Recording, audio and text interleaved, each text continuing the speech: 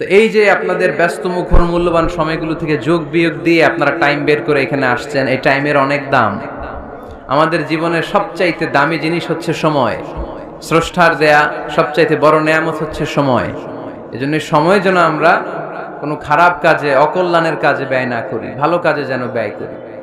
তাই যে কয়েক মিনিট কথা বলবো, লম্বা চূড়া কথা বলবো না, কান দুটো খরগোশের কানের মতো খাড়া করে শুনবার, বুঝবার, উপলব্ধি করার চেষ্টা করতে হবে। আমি প্রায়ই বলি, আমাদের একটা শক্ত সিদ্ধান্তই পারে আমাদেরকে জান্নাতি বানাতে। শক্ত সিদ্ধান্ত। আর আমাদের একটা দুর্বল সিদ্ধান্তই পারে আমাদেরকে হাতাবু জাহান্নাম, জাহান্নামের লাকড়ি বানাতে। So the decision is years. সিদ্ধান্ত আপনাদের।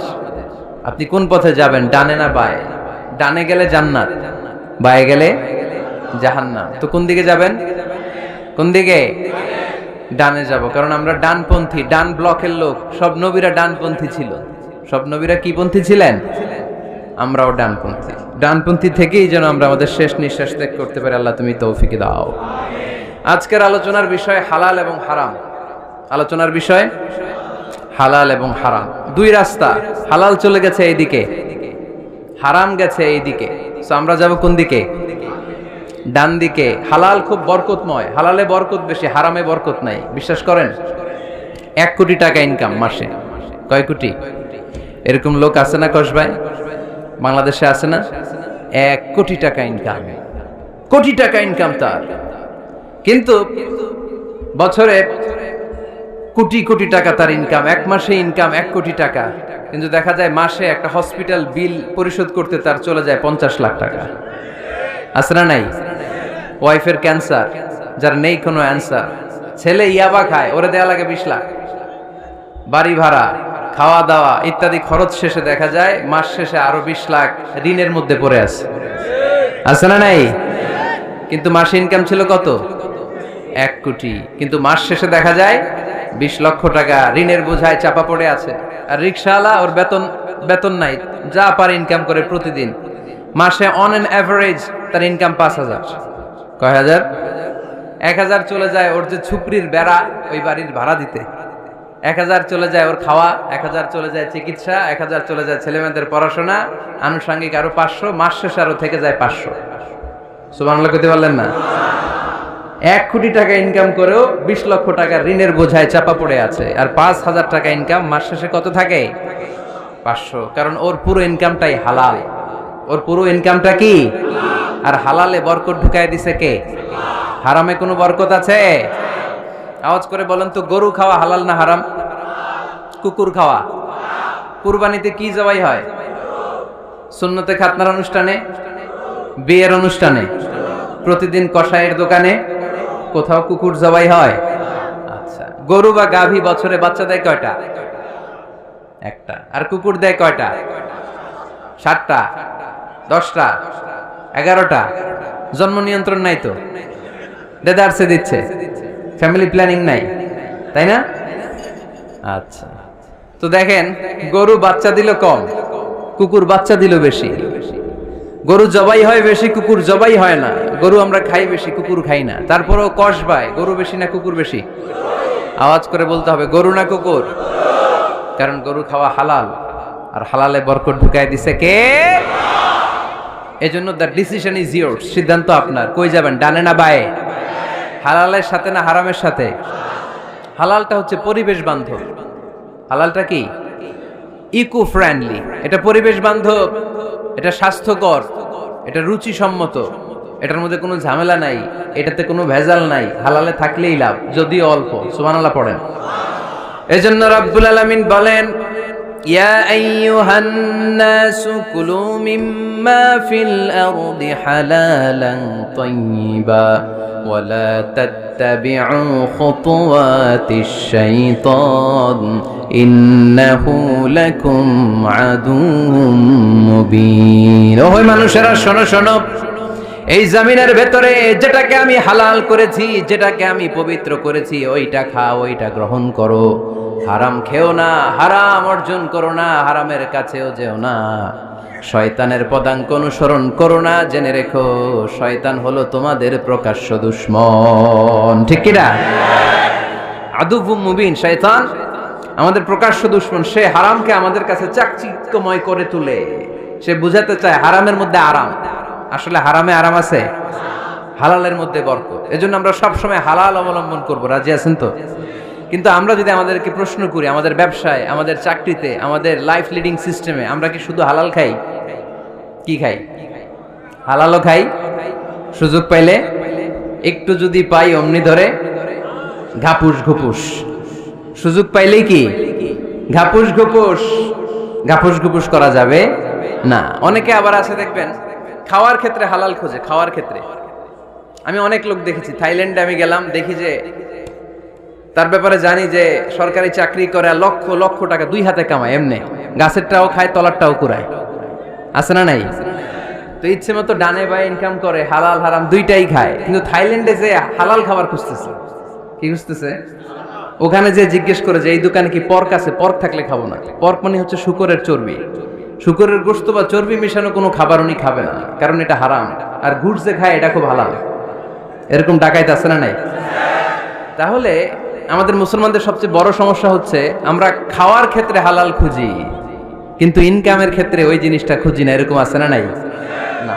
Your food should be halal, your drinks should be halal, your income should be halal, your dress up, your fashion should be halal, and your entertainment should be halal. আপনার পোশাক হতে হবে হালাল, আপনার খাদ্য হতে হবে হালাল, আপনার উপার্জন হতে হবে হালাল, আপনি যে বিনোদন করছেন এই বিনোদনটাও হতে হবে হালাল। চিল্লায় বলেন ঠিক কিনা? হালাল বিনোদন লাগবে, হালাল ড্রেস আপ লাগবে। ছেলেরা কি স্বর্ণ পড়তে পারবে? ছেলেরা কি সিল্কের জামা পড়তে পারবে?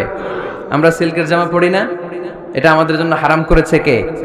ছেলেরা জুয়েলারি পড়তে পারবে? গলায় চেন পড়তে পারবে? হাতে ব্রেসলেট দিতে পারবে? আছে না নাই? এখানেও অনেকের আছে না নাই? দেয়া যাবে? অনেক ছেলে দেখবেন আবার কানের মধ্যে ছিদ্র করে, কসবায়, মাশাআল্লাহ এগুলা নাই। আমি বাঁচায় দেওয়ার জন্য কইলাম নাই, আবার ওরা কয় আছে। আছে আছে না, এগুলো করা যাবে? দাড়িতে চুলে কালো রং দেয়া যাবে? এটা ধোঁকাবাজি। এটা কি? মান গাশশানা ফালাইসা মিন্না। আল্লাহর হাবিব সাল্লাল্লাহু আলাইহি ওয়াসাল্লাম বললেন, the person who deceives us he is not among আস। যে আমাদেরকে ধোঁকা দেয় সে কখনো আমার উম্মত হতে পারে না। মদিনার খেজুরের বাজার ভিজিট করতে গেলেন আল্লাহর হাবিব সাল্লাল্লাহু আলাইহি ওয়াসাল্লাম, অডিট করতে গেলেন। যে খেজুরের স্তূপের ভেতরে আল্লাহর হাবিব সাল্লাল্লাহু আলাইহি ওয়াসাল্লাম হাত ঢুকায় দিলেন। ঢুকায় দিয়ে দেখলেন ভিতরে পানি, উপরে শুকনা খেজুর, ভিতরে ভিজা খেজুর। আল্লাহর হাবিব সাল্লাল্লাহু আলাইহি ওয়াসাল্লাম বললেন, ঘটনা কি? ভিজা কেন? ব্যবসায়ী বলতেছে বৃষ্টি হয়েছিল। কি হয়েছিল? তো বৃষ্টি হইলে তো তার নমুনা সব জায়গায় থাকবে। তখন আল্লাহর হাবিব সাল্লাল্লাহু আলাইহি ওয়াসাল্লাম দাঁড়িয়ে বলেছিলেন, খবরদার, মান গাশশানা ফালাইসা মিন্না। যে আমাদেরকে ধোঁকা দেয় সে আমাদের দলভুক্ত হতে পারে না। এজন্য আমরা যেন কাউরে ধোঁকা না দেই, আমরা যেন হারামের সাথে সম্পর্ক জুড়ে না দেই। আমাদের সম্পর্ক হবে হালালের সাথে। চিল্লায় বলতে হবে কিসের সাথে? আজকের মাহফিলটা তখনই সার্থক হবে যখন এই কথাগুলো শুনে আমরা এই সিদ্ধান্তে উপনীত হতে পারবো যে আমার ফুড, আমার ড্রিঙ্কস, আমার ইনকাম, আমার ড্রেস আপ, আমার এন্টারটেইনমেন্ট, আমার সবকিছু হালাল দিয়ে আমি সাজাবো। আমার জীবনটাকে আমি হালাল দিয়ে সাজাবো। রাজি আছি না নাই? সব হালাল হইতে হবে। নারীদের ফ্যাশন, অনেক নারীরা ফ্যাশন সচেতন। খবরদার, নারীরা টাইট ফিটিং পোশাক পরতে পারবে না। পারবে? পাতলা পোশাক পরতে পারবে না। তারা নিজেদেরকে আবৃত করে রাখতে হবে। টাইট ফিটিং পোশাক পরতে পারবে না, অন্য ধর্মের পোশাক পরতে পারবে না, পরচুলা লাগাতে পারবে না। এই ফোর কর্নার্স, এই বর্ডার গুলো মেনে নারী যে কোনো ধরনের ফ্যাশন নিতে পারে। এই ফ্যাশনগুলোকে বৈধ করেছে কে? এজন্য রাব্বুল আলামিন বলেন, ইয়া আইয়ুহান নাসু কুলু মিম্মা ফিল আরদি হালালান তাইয়্যিবা ওয়ালা তাত্তাবিউ খুতুওয়াতিশ শাইতান ইন্নাহু লাকুম আদুউম মুবিন। সুবহানাল্লাহ পড়েন। ওহে মানুষেরা, এই জমিনে যেটা পবিত্র আর হালাল বলে আমি ঘোষণা দিয়েছি সেটা খাও, কারণ সেটাতেই বরকত। আর শয়তানের পদাঙ্ক অনুসরণ করো না, কারণ শয়তান তোমাদের প্রকাশ্য শত্রু। কথাটা বলেছেন কে? তাহলে আমরা হালালের পক্ষে না বিপক্ষে? এই আপনাদের গলার আওয়াজ। হালালের পক্ষে না বিপক্ষে? হারামের পক্ষে না বিপক্ষে? আমরা আমাদের জীবনটা হালাল দিয়ে সাজাতে চাই কি চাই না? কারণ হালালে বরকত ঢুকাই দিছে কে? কিভাবে আপনার জীবনের প্রতিটি অঙ্গনকে হালাল দিয়ে সাজাবেন, কিভাবে এই হারাম থেকে বেঁচে থাকবেন, এর কিছু মূলনীতি আছে, some principles, you have to follow it. এই প্রিন্সিপালগুলো যদি খেয়াল করেন তাহলে হালাল দিয়ে জীবন সাজানো সহজ। আর এই প্রিন্সিপালে মূলনীতিতে যদি ভেজাল লাগাই দেন তাহলে সব জায়গায় ভেজাল আছে না নাই? আজকে এই চমৎকার দুপুরে আমরা হালাল হারামের মূলনীতির ব্যাপারে কয়েকটি কথা শুনে বিদায় নিব ইনশাআল্লাহ। পড়েন। হালাল এবং হারামের প্রথম মূলনীতি হচ্ছে আল আসলু ফিল আশিয়াই আল ইবাহা। মূলত সব কিছু পৃথিবীতে যা দেখি, যা পাওয়া যায়, খাবার দাবার যাই হোক না কেন, মৌলিকভাবে সবকিছু হালাল। যুবক ছেলেরা বুঝে যাও, কান দুটি খরগোশের কানের মতো খাড়া করো। আমি সহজ করে বুঝাবার চেষ্টা করব, যদিও সহজ করে বুঝানো সহজ না। সহজ করে কইতে আমায় কহজে, সহজ করে যায় না কওয়া সহজে, ঠিক কি না? তারপর আমি চেষ্টা করছি সহজ করে বুঝানোর। খুব সহজ। আর দিন ও ইউসরুন লা উসরা ফি, দিন সহজ, এর মধ্যে কাঠিন্যতা নাই। মন জয় করার 4টা বাক্য আল্লাহর হাবিব সাল্লাল্লাহু আলাইহি ওয়াসাল্লাম আমাদেরকে শিখিয়ে গিয়েছেন। বাশিরু ওয়ালা তুনাফিরু, ইয়াসিরু ওয়ালা তুআসিরু। সহজ করে উপস্থাপন করো, কঠিন করো না। মানুষকে দিনের প্রতি আকৃষ্ট করো, দিন থেকে ভাগিয়ে দিও না। আমরা অনেকে দিন থেকে ভাগাই দেই, আছে না নাই? এক ছেলে হিন্দু হইছে, হিন্দু থেকে মুসলমান হইছে, আগে ছিল হিন্দু, এখন দেখে এই ছেলেরা কি সুন্নি মুসলমান বানাবে, না ওয়াহাবি বানাবে, না আহলে হাদিস বানাবে, না হানাফি বানাবে, এই নিয়ে কিলাকিলি, আছে না নাই? আহা কি বিপদ! সে কয় আগে হিন্দু আছিলাম, এটাই তো ভালো আছিলাম। মুসলমান হওয়ার পরে এর ভয় দেখানো শুরু করছে, এই খবরদার, নামাজ রোজা জাকাত হজ সব লাগবে, হারাম খাওয়া যাবে না, এটা নাই ইসলামে, এটা নাই, ওইটা নাই, ওইটা নাই। হিন্দু কই তাহলে আমিও নাই, এরকম হয় না? খবরদার। আল্লাহ ছাড় দিতে চায়, মৌলবীরা ছাড় দেয় না, আছে না নাই? তো আমরা যেন কঠিন না করি। হালাল হারামের প্রথম মূলনীতি হচ্ছে basically everything in this world is হালাল। এই পৃথিবীতে যা আছে সবই হালাল। সব কি? সব হালাল, সব হালাল, সবই হালাল, অল্প কিছু হারাম। সুবহানাল্লাহ পড়েন। যদি এমন হইতো এই পৃথিবীতে যা আছে সবই হারাম, অল্প কিছু হালাল, খুব ভালো হইতো, তাই না? সুবিধা হইতো আমাদের। তা আমাদের সুবিধা করে দিলেন কে? সুবহানাল্লাহ পড়বেন না? বেসিকলি এভরিথিং ইজ হালাল। পৃথিবীর সব কিছু হালাল। আপনারা যদি কেউ কিছু বলে যে এটা কি হালাল না হারাম, আপনি হুট করে বলবেন আগে বলবো হালাল, যদি হারামের দলিল পাওয়া যায় তখন বলবো হারাম, ঠিক কি না? আমাকে যদি বলেন এটা হালাল না হারাম, আমি যদি বলি হালাল, আপনি যদি বলেন দলিল দেন, এটা আপনি ভুল বলবেন। কারণ কোনো কিছু হালাল করতে হলে দলিল লাগে না। কোনো কিছুকে হালাল বলে সাব্যস্ত করতে দলিল লাগে না। হারাম বলে যদি সাব্যস্ত করতে চান তখন দলিল লাগবে, তাও তেনা পেছানো দলিল দিয়ে হবে না, যেন তেন দলিল দিয়ে হবে, অকাট্য দলিল। এটাকে বলে আল আদিল্লা আল কাতঈয়া। অকাট্য দলিল লাগে কোনো জিনিসকে হারাম সাব্যস্ত করতে হলে। তাহলে এই যে আমাদের জন্য আল্লাহ সহজ করে দিলেন, সবকিছু বেসিকলি হালাল, যতক্ষণ না এটা হারাম হওয়ার ব্যাপারে দলিল পাওয়া যায়। এজন্য হারাম হারাম জিকির না করে জিকিরটা চেঞ্জ করে করতে হবে হালাল হালাল। কথা বলেন ঠিক কিনা? জিকির 2 ধরনের আছে। জিকির কয় ধরনের? একটা জিকির হচ্ছে হারাম হারাম হারাম, এক দলের কাছে সবই হারাম। একটা সময় এদেশের কিছু আলেম সমাজ ইংরেজিকে হারাম বলতো, ইংরেজি শিক্ষা করাকে কি বলতো? সময়ের বিবর্তনে এটা এখন হালাল। এখন এটা কি হালাল। একটা সময়ে আলেম সমাজের কিছু অংশ রাজনীতি করাকে হারাম বলতো, কথা কি বুঝতেছেন? এখন এটা কি হালাল হয়ে গেছে। ইসলামী ব্যাংকিং কে হারাম বলতো একটা সময়, যে না কোনো ফিনান্সিয়াল ট্রানজাকশন এই সিস্টেমে ব্যাংকিং এটা ইসলামে জায়েজ না, এটা হারাম হারাম। কারণ ওদের জিকির কি? কথা কয় না। হারাম হারাম হচ্ছে এদের জিকির। একটা সময় ইসলামিক ব্যাংকিং হারাম ছিল, এখন এটা কি হয়ে গেছে? তার মানে এখনো অনেক কিছু এদের কাছে হারাম। সময়ের বিবর্তনে, কালের আবর্তনে এদের মুখ দিয়ে এগুলো একদিন হালাল হয়ে বের হবে। চিল্লায় বলেন ঠিক কি না? এজন্য এই পৃথিবীর সবকিছু মূলত হালাল, যতক্ষণ না হারাম হওয়ার ব্যাপারে দলিল না পাওয়া যায়। হারাম করতে হলে দলিল লাগে, হালাল বানানোর জন্য দলিল লাগে না। আবার যেন তেন কোনো দলিল দিয়ে, ঠুনকো কোনো দলিল দিয়ে কোনো জিনিসকে হারাম করা যায় না। হারাম করতে হলে অকাট্য দলিলের প্রয়োজন হয়। কথা বুঝতে পেরেছেন? প্রথম মূলনীতি ক্লিয়ার সবার কাছে? আল্লাহর হাবিব সাল্লাল্লাহু আলাইহি ওয়াসাল্লাম বলতেন হালাকাল মুতানাত্তিউন, যারা মুতানাত্তিউন তাদের ধ্বংস, তাদের উপর আল্লাহ লানাত। সাহাবারা বললেন, ইয়া রাসূলুল্লাহ, ইয়া হাবিবাল্লাহ, মান হুমুল মুতানাত্তিউন? মুতানাত্তিউন কারা? যাদের উপর আপনি লানত দিলেন, যাদের ধ্বংসের কথা বললেন। বিশ্বনবী বললেন, আল্লাহর দেয়া হালাল বিষয়কে যারা সমাজের মধ্যে হারাম বলে প্রচার করে তারাই হলো সমাজের মুতানাত্তিউন। নাউজুবিল্লাহ পড়েন।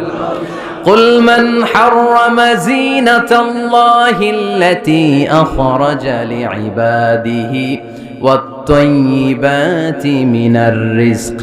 এজন্য আল্লাহ ডেকে বললেন, খবরদার, কে আছে সমাজের মধ্যে আমার দেয়া হালাল সাজসজ্জাগুলোকে, পবিত্র জিনিসগুলোকে হারাম বলে ফতোয়া তুলে, তাদের উপর আমার লানত। খবরদার, আল্লাহ যেটাকে হালাল বলছে এটাকে হারাম বলার স্পর্ধা দেখাবেন না। এটারে হারাম বলা যাবে? তাহলে প্রথম মূলনীতি কি সবাই বুঝতে পারছেন? বুঝতে পেরেছেন? এই দুনিয়াতে বেসিকলি সবকিছু কি? আওয়াজ করে বলেন। আর হালাল প্রমাণ করতে দলিল লাগে। কি প্রমাণ করতে দলিল লাগে? হারাম। এজন্য আমাদের জিকিরটা একটু চেঞ্জ করে দিব। আমরা হারাম হারাম না বলে কি বলবো? হালাল হালাল। যখনই দলিল পাবো তখন জিকির শুরু করব হারাম। কথা বোঝে নাই বোধহয়? দলিল পাওয়ার আগ পর্যন্ত সব কি? আরো জোরে বলেন। দলিল পাওয়ার পরে সেটা হয়ে যাবে হারাম। প্রথম মূলনীতি ক্লিয়ার? সবার কাছে ক্লিয়ার? কষ্ট হইতেছে? শেষ করে দিব? আরো কয়েক মিনিট শুনবেন? আচ্ছা, দ্বিতীয় মূলনীতি হচ্ছে হালাল হচ্ছে আনলিমিটেড। হালাল কি? কথা বলেন। আনলিমিটেড। আর হারাম হচ্ছে লিমিটেড। হারাম হচ্ছে সসীম, হালাল হচ্ছে অসীম। হালাল গুণে শেষ করা যায় না, কিন্তু হারাম গুণে শেষ করা যায়। সুবহানাল্লাহ পড়তে পারলেন না? যদি এমন হইতো হারাম আনলিমিটেড, সবই হারাম, আর হালাল হচ্ছে লিমিটেড, হালাল গুণা যায়, এমন যদি হইতো আমাদের জন্য কঠিন হয়ে যেত না? আমাদের জন্য এটাকে সহজ করে দিলেন কে? দেখেন, কোরআনে যত জায়গায় আল্লাহ হালালের ঘোষণা দিয়েছেন, আল্লাহ ব্যাপকভাবে দিয়েছেন। আল্লাহ বলেছেন, উহিল্লা লাকুম বাহিমাতুল আনআম, এই পৃথিবীতে যত গবাদি পশু আছে সব খাওয়া হালাল, ইল্লা মা ইউতলা আলাইকুম, তবে হাতে গোনা অল্প কয়েকটা ছাড়া, যেগুলো এখনই তোমাদেরকে তেলাওয়াত করে শোনানো হবে। পড়েন সুবহানাল্লাহ। আবার আল্লাহ বললেন, উহিল্লা লাকুম সাইদুল বাহরি ওয়া তাআমু, সাগরের মধ্যে যত প্রাণী পাওয়া যায়, মাছ পাওয়া যায়, কাঁকড়া পাওয়া যায়, সব খাওয়াকে হালাল করে দিলেন কে? সাগরে যত ধরনের প্রাণী আছে, কাঁকড়া বলেন, তিমি বলেন, যা বলেন, সব হালাল, হাতে গোনা অল্প কয়েকটা ছাড়া। সুবহানাল্লাহ পড়েন। তার মানে যখনই আল্লাহ তাআলা হালালের ঘোষণা দেন, আল্লাহ তাআলা এটাকে ব্যাপকভাবে ঘোষণা দেন। আর যখনই আল্লাহ হারামের ঘোষণা দেন কোরআনের ভেতরে, তখন আল্লাহ গুনে গুনে দেন। কিভাবে দেন? হুররিমাত আলাইকুমুল মাইতাতু ওয়াদ-দামু ওয়া লাহমুল খিনজির ওয়া মা উহিল্লা লিগাইরিল্লাহি বিহি ওয়াল মুনখানিকাতু ওয়াল মাওকুযাতু ওয়াল মুতারাদ্দিয়াতু ওয়ান নাতিহা। গুনে গুনে দিয়েছেন। সুবহানাল্লাহ পড়ে। যখন আল্লাহ বললেন হালাল, তখন বললেন চার পাওয়ালা যত জন্তু আছে হালাল, অল্প কয়েকটা ছাড়া। যখন ঘোষণা দিলেন হালালের, আল্লাহ বললেন সাগরের ভেতরে যত প্রাণী পাওয়া যায় সব খাওয়া হালাল, অল্প কয়েকটা ছাড়া। কিন্তু হারামের ঘোষণা যখন আল্লাহ কোরআনে দিলেন, তখন ব্যাপকভাবে দেয় নাই, গুনে গুনে দিয়েছেন। রক্ত খাওয়া হারাম, মরা প্রাণী খাওয়া হারাম, শূকর খাওয়া হারাম, আল্লাহর নাম ছাড়া অন্য কোনো নামে বলি দেওয়া হয়েছে এরকম প্রাণী খাওয়া হারাম, সিংহের গুতা খায় কোনো প্রাণী মারা গেছে ওইটা হারাম। এরকম গুনে গুনে অল্প কয়েকটা হারাম, বাকি সব কিছুকে আমাদের জন্য হালাল করে দিয়েছে কে? আবার যদি আল্লাহর জিজ্ঞেস করে আল্লাহ কাদেরকে বিয়ে করতে পারবো, আল্লাহ বলবে সবাইরে বিয়ে করবি। বাংলাদেশের নারীরা বিয়ে করা হালাল, পাকিস্তানের মেয়েদেরকে বিয়ে করা হালাল, সৌদি আরবের নারীদেরকে বিয়ে করা হালাল, এই বাংলাদেশের সিলেটের মেয়েদেরকে বিয়ে করা হালাল, ঢাকার মেয়েদেরকে বিয়ে করা হালাল, চট্টগ্রামের মেয়েদেরকে বিয়ে করা হালাল। হালালের কোনো শেষ নাই। সুবহানাল্লাহ পড়েন। কিন্তু যখন জিজ্ঞেস করলাম তাহলে কাকে কাকে বিয়ে করা হারাম, তখনই আল্লাহ গুনে গুনে 14 জনের নাম বলে দিলেন। পড়েন সুবহানাল্লাহ। হুররিমাত আলাইকুম উম্মাহাতুকুম ওয়া বানাতুকুম ওয়া আখাওয়াতুকুম ওয়া আম্মাতুকুম ওয়া খালাতুকুম ওয়া বানাতুল আখি ওয়া বানাতুল উখত। চিল্লায় পড়েন আল্লাহু আকবার। যখন হালাল, তখন ব্যাপকভাবে বললেন সব মেয়েদেরকে বিয়ে করতে পারো। মুসলিম যত নারী হয়, বাংলাদেশের হোক, পাকিস্তানের হোক, ইন্ডিয়ার হোক, গোটা বিশ্বের যে কোনো জায়গার মুসলিম নারী হলেই সেটা হালাল। কিন্তু হারাম কোনটা যখন জিজ্ঞেস করলাম, গুনে গুনে বললেন মাকে বিয়ে করা হারাম, নিজের কন্যাকে বিয়ে করা হারাম, বোনকে বিয়ে করা হারাম, ফুফিকে বিয়ে করা হারাম, খালাকে বিয়ে করা হারাম, ভাতিজিকে বিয়ে করা হারাম, নিজের ভাগ্নিকে বিয়ে করা হারাম। সুবহানাল্লাহ পড়বেন না? তাহলে সহজ না কঠিন? চিল্লায় বলেন, কি সহজ ইসলাম, কত সহজ। দাঁড়িয়ে নামাজ পড়া ফরজ, দাঁড়াতে পারতেছেন না, বসে পড়লেও কবুল করবে কে? অজু করে নামাজ পড়া কি? পানি নাই, তায়াম্মুম করে নামাজ পড়লে কবুল করবে কে? বিয়েতে মোহরানা দেওয়া কি? মোহরানা নাই। এক সাহাবী বললেন, ইয়া রাসূলুল্লাহ বিয়ে করব, মোহরানা আছে? না।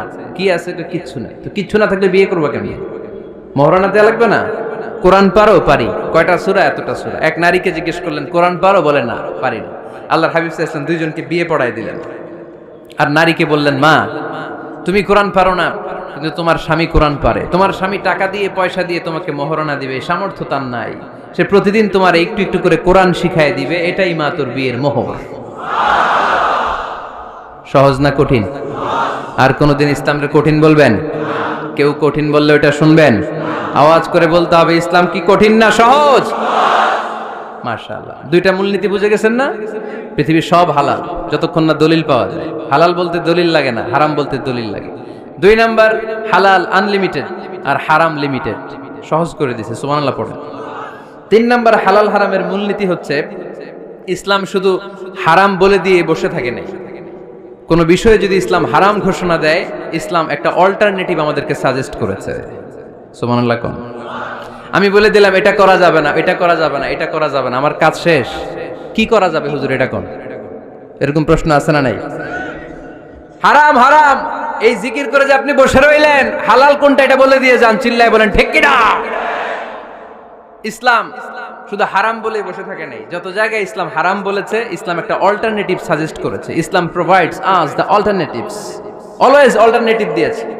ইসলাম দ্যাট তো ইন কন্টে ঘোষণা দিয়ে আমাদেরকে জানিয়ে দিয়েছে সুদ খাওয়া হালাল না হারাম। আমরা বললাম, আল্লাহ সুদ যদি হারাম হয় আমরা কেমন করে আমাদের জীবন চালাবো? আল্লাহ বললেন, ওয়া আহাল্লাল্লাহুল বাই'a ওয়া হারামার রিবা। চিন্তা নাই, ভয় নাই, কেমন করে সমাজ চলবে জেনে রাখো, আমি আল্লাহ যখনই সুদকে হারাম করেছি, তার বিপরীতে ব্যবসাকে আমি আল্লাহ তোমাদের জন্য হালাল করে দিয়েছি। অল্টারনেটিভ আছে না নাই? অল্টারনেটিভ মানে বোঝেন তো? বিকল্প। অল্টারনেটিভ মানে কি? বিকল্প। সুদ হারাম, সুদ হারাম বলে বসে থাকলে হয়তো ঝামেলা লাগতো না? সুদকে হারাম করে দিয়ে অল্টারনেটিভ আল্লাহ আমাদের জন্য ব্যবসাকে হালাল করে দিয়েছেন। পড়েন সুবহানাল্লাহ। ইসলাম বলেছে, ওয়ালা তাকরাবুজ জিনা, খবরদার বিবাহ বহির্ভূত, গার্লফ্রেন্ড বয়ফ্রেন্ড বলেন, পরকীয়া বলেন, কোন ধরনের শারীরিক সম্পর্ক জায়েজ নাই, এটা হারাম। জিনার কাছেও যেও না। এখন আমরা বললাম, আল্লাহ জিনার কাছেও যদি না যায় তাহলে যৌন চাহিদা মিটাবো কি করে? আল্লাহ বললেন, জিনাকে হারাম করেছি, অল্টারনেটিভ বিয়ের জায়েজ করে দিয়েছি।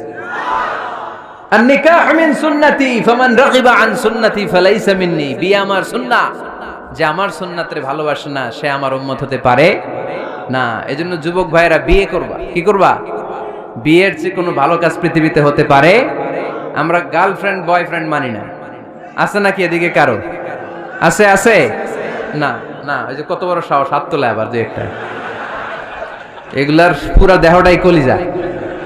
আমার সামনে বসে হাত তুলতেছে, আমার আছে, দেখছেন? পুরাটাই কলিজা এগুলো। না, এই জিএফ বিএফ এগুলোর সাথে আমরা নাই। আমরা বিয়ে করব, বিয়ে করলে বরকত দেয় কে? ছেলের বাপ মেয়ের বাপ সহজ করে দেন, সহজ করে দিবেন। কালিয়ারা না, কালিয়ারার ছেলের বাপ মেয়ের বাপ যারা আছেন সহজ করে দেন। ছেলে যদি মেয়েকে পছন্দ করে, মেয়ে যদি ছেলেকে পছন্দ করে, ছেলে যদি নামাজি হয়, কর্মঠ হয়, মেয়ে যদি ভদ্র হয়, বাদ সাধবেন না, বিয়ে দিয়ে দেন। কারণ বিয়ের চেয়ে ভালো কাজ আর হতে পারে না। এই যে পোলাপানের গলার আওয়াজ বেড়ে গেছে, এখন মহা খুশি, এখন আজারি হুজুর জিন্দাবাদ, এখন আর আমার বিরোধী কেউ নাই এই জায়গায়, সবাই হাত করে ফেলছি আমি, আগেও নাই। মাশাআল্লাহ। তো এই জন্য বিয়েটাকে সহজ করেন। খেয়াল করবেন, যেই সমাজে বিয়ে করা কঠিন ওই সমাজে জিনা করা সহজ, যেই সমাজে জিনা করা কঠিন ওই সমাজে বিয়ে করা সহজ, ঠিক কি না? পুরো উল্টো। বাংলাদেশে কোনটা করা কঠিন? হ্যাঁ, বিয়ে করা কঠিন। বিয়েতে ফ্ল্যাট লাগবে, ছেলের গাড়ি লাগবে, নিজের পায়ে দাঁড়ানো লাগবে, 10 লাখ টাকা মোহরানা লাগবে। জিনার জন্য কি লাগবে? কিচ্ছু লাগবে না, টোনাটুনি রাজি, তুমি আমি রাজি, অবৈধ সম্পর্ক হতে আর কিছু লাগে না, চিল্লায় বলেন ঠিক কিনা? কিন্তু বিয়েতে অনেক কিছু লাগবে, এইটা ওইটা। ছেলেরা কই তুই নিজের পায়ে দাঁড়া, তুমিও নিজের পায়ে দাঁড়ায় দেখাবে, এই যে নিজের পায়ে দাঁড়াইছে। তো এতদিন সে কার পায়ে দাঁড়াইছে? নিজের পায়েই তো দাঁড়াইছে। সহজ করবেন, বিয়েরে কঠিন করেন না। এই যে আমার নানা ভাই আছে, নানা ভাইয়ের এখানে যাবেন, নানা ভাইয়ের মসজিদ দেখলাম, কাবা ঘরের যে ডিজাইন, আর্কিটেকচারাল ডিজাইন, ওই সিস্টেমে মসজিদ। আজকে জোহরের সালাত পড়লাম, ওই মসজিদে নানা ভাই বিয়ে পড়াই দিবে। সবাই চলে যাবে নানা ভাইয়ের কাছে। রাজি আছো সবাই? ওই যে খুশি, সব খুশি। দেখছেন বিয়েটা যে ভালো জিনিস তার প্রমাণ। বিয়ের কথা কইলেই পোলাপান খালি হাসে। এটা জান্নাতি সম্পর্ক, তো এই কারণেই সাইয়েদনা আদম আলাইহিস সালাম আর হাওয়া আলাইহাস সালাম দুইজনকে বিয়ে পড়াই দিছিল কে? এই দুইজন এমন দুইজন মানব আর মানবী, ওনাদের কোনো শৈশব ছিল না, ওনাদের কোনো কৈশোর ছিল না, যৌবন দিয়েই শুরু। এজন্য আগে আল্লাহ বিয়ে পড়াই দিছে। কথা কয় না? ওই মেয়ে আপনার শৈশব আছে না নাই? কৈশোর আদম আলাইহিস সালামের শৈশব, কৈশোর হাওয়া আলাইহিস সালামের শৈশব, কৈশোর। জীবন শুরু করছে কি দিয়া? যৌবন দিয়ে। বিয়ের দরকার আছে না নাই? এজন্য আল্লাহ জান্নাতে বিয়ে পড়ায় দিলেন। বিয়ের সম্পর্কটা জান্নাতি সম্পর্ক, বিয়ের ভালোবাসাটা জান্নাতি ভালোবাসা। এর চাইতে পবিত্র ভালোবাসা দুনিয়ায় হতে পারে? তাহলে ইসলাম কোন জিনিসকে হারাম ঘোষণা দিয়ে মুখে কুলু পেটে বসে থাকে নাই, অল্টারনেটিভ সাজেস্ট করেছে। সুদ খাওয়া হারাম, অল্টারনেটিভ ইসলাম আমাদেরকে বলে দিল ব্যবসা হালাল। জিনা করা হারাম, পরকিয়া হারাম, গার্লফ্রেন্ড বয়ফ্রেন্ডের এই কালচার হারাম, তার বিপরীতে বিয়ে করা হালাল। সুবহানাল্লাহ পড়েন। এরপরে ইসলাম বলে মদ খাওয়া হারাম। ইন্নামাল খামরু ওয়াল মাইসির ওয়াল আনসাবু ওয়াল আজলামু রিজসুম মিন আমালিশ শাইতানি ফাজতানিবু। খবরদার, মদ, জুয়া, লটারি এগুলো হারাম করে দিয়েছে কে? আল্লাহ বললেন মদ খেও না, মদ তোমাদের জন্য হারাম ঘোষণা করা হলো। আমরা বললাম আল্লাহ, শীত প্রধান দেশে মদ খেলে শরীরটা গরম থাকে, মদ না খেলে তো বেঁচে থাকার উপায় না। স্ক্যান্ডিনেভিয়ান কান্ট্রিগুলোতে, সাইবেরিয়াতে মদ না খেলে ওদের বাঁচার উপায় নাই। এখন অল্টারনেটিভের দরকার আছে না নাই? আল্লাহ বললেন মদকে হারাম করেছি, কিন্তু মধু খাওয়াকে হালাল করে দিয়েছি। মধু খান আপনারা? আজকে খাইছেন কে কে দেখি? আজকে অনেকে খাইছেন? মাশাআল্লাহ, হাত নামান। মধু 5-6 চামচ খেয়ে দেখেন একসাথে। মদের বাবা এটা, চিল্লায় বলেন ঠিক কিনা? শরীর গরম হবে, অনেক অনেক শক্তি হবে। মধুর মধ্যে আছে ফ্রুকটোজ, কি আছে? ফলের মধ্যে আছে সুক্রোজ, আর চিনিতে আছে গ্লুকোজ। ফ্রুকটোজ আর সুক্রোজ এটা স্বাস্থ্যসম্মত, এটা ভেরি হেলদি ডায়েট। এটা খাবেন, তাহলে সুস্থ রাখবে কে? তাহলে সুক্রোজ খাবো, ফ্রুকটোজ খাবো, আর গ্লুকোজ কমায় দিব। রাজি আছেন তো? এরপর ইসলাম আমাদেরকে বলল ঢোল বাদ্য বাজানো এটা হারাম, অশ্লীল গান বাজনা হারাম, নাচানাচি হারাম। আমরা বললাম আল্লাহ, বিনোদনের একটা মাধ্যম তো আমাদের লাগবে। ইসলাম বলল ইসলামী নাশিদ যদি তুমি গাও সেটা হালাল। ঢোল হারাম, কিন্তু তার বিপরীতে দফকে হালাল করেছে কে? ঢোলের দুই দিকে আটকানো, এটা বাজালে নেফাকি তৈরি হয়, ধামধাম আওয়াজ তৈরি হয়, এমন বিট তৈরি হয়, ডান্স দিতে মনে চায়। আছে না নাই?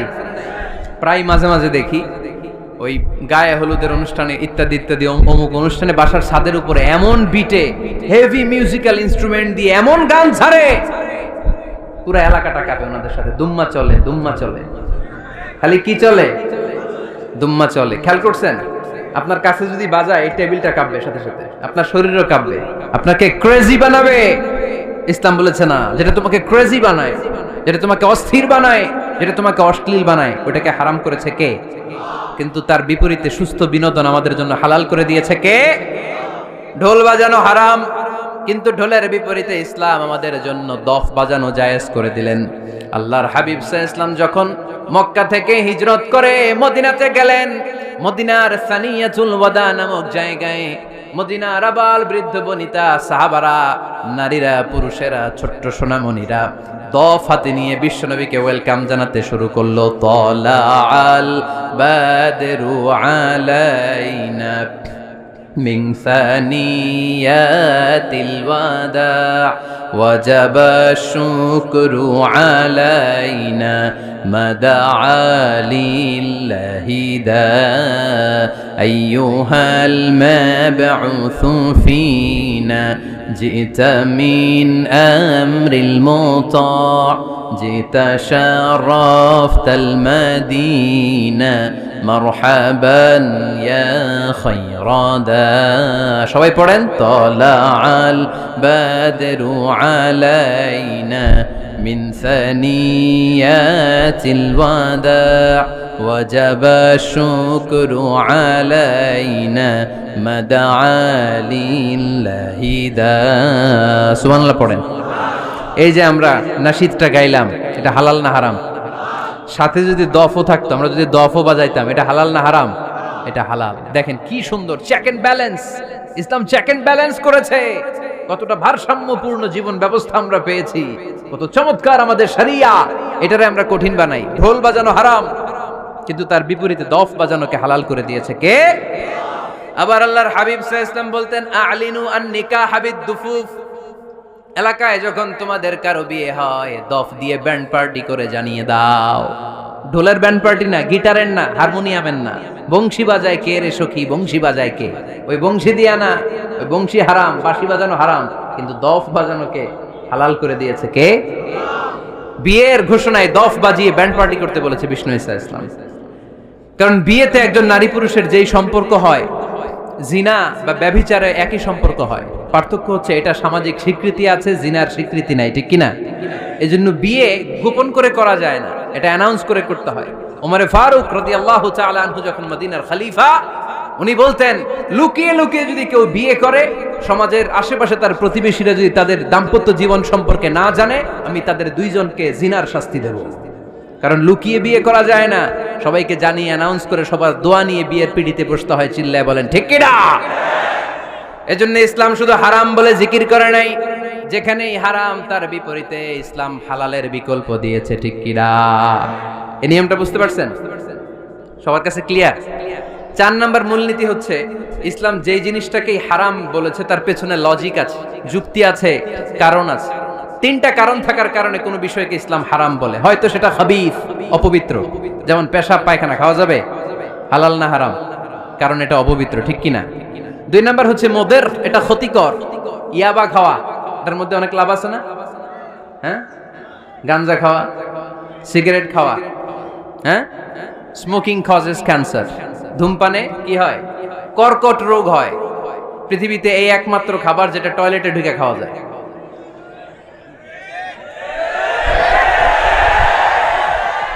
সিগারেট ছাড়া, এটা ছাড়া, এটা কোন খাবার টয়লেটে বসে খাওয়া যায়?